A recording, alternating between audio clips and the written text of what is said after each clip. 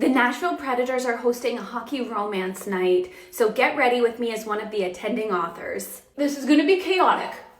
My husband never played for the Nashville Predators, but on my way here, I was trying to think if I had any Nashville Predator stories to tell, and oh boy, did one come to mind. Tampa versus Nashville, and the game is getting pretty spicy. Now, not as spicy as the hockey romance that I write, but still pretty feisty nonetheless. There's a bit of a line brawl at the end, and of course, my husband was in the middle of it. He ends up getting escorted out of the game. He gets kicked out of the game, okay? There was like a minute left. Now, on my husband's way through the tunnel and back to the locker room, a grown man, was leaning over with his phone, like right up in my husband's grill, right up in his face. So the fans heckling my husband, who had literally just been physically removed from a hockey fight, okay? So my husband's still a little hot.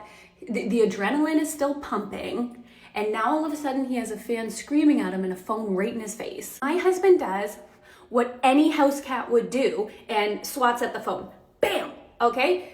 And then he leaves Nashville.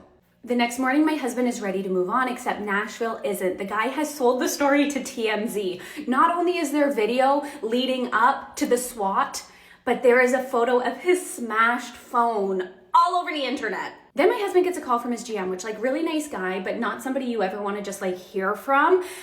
He's letting him know that the NHL is not going to take disciplinary action on my husband, which like, yeah, obviously, how about you take some precautionary action? How about you take some safety action? I get really nervous with those tunnels. I don't think that fans should be able to lean over so much. Look, it just takes one person to like do something dangerous. Not that this was dangerous, but it could have been worse. The good news is that JT isn't in trouble, but the funny news is that the Tampa Bay Lightning are going to replace the fan's broken phone. And not only did they do that, but they sent the fan a signed Tampa Bay Lightning JT Brown jersey. Now, it's definitely not the plot to either of my hockey romances, but it is kind of giving enemies to lovers. It is kind of giving somebody needs a PR fake relationship overhaul. Shoot Your Shot is about a superstitious hockey player who's convinced the main female character is his good luck charm, but she is not as easily convinced.